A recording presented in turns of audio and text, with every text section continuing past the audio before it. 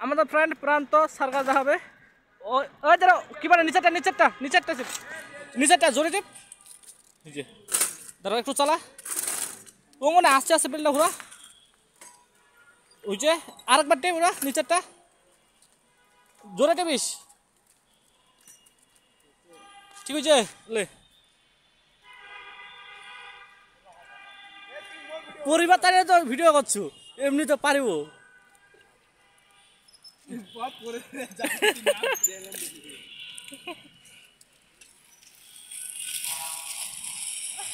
হইল না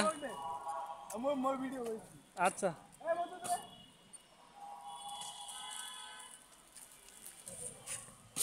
এবার আমাদের পাবেল অ্যাকশনের আক্রমণে পাবেল করে এ বাল তোকে চালাবা দিন ও সাম একটু পরে গোল হয়ে যাবে মাটিতে ভূমিতে পতিত হবে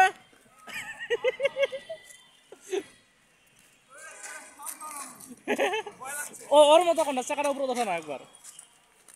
লে লে সব ঠিক আছে ভাঙিবি নি ভাঙিলে সবার টাকা যা ঠিক করিব এই গিয়ারটা নিচে লাগলে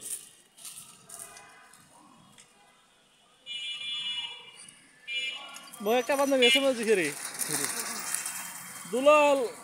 মনে কর আজকে আমার শরীর থেকে একটা জিনিস কাটে গেছে লাবণী নাম কি বারে নষ্ট হয়ে গেছে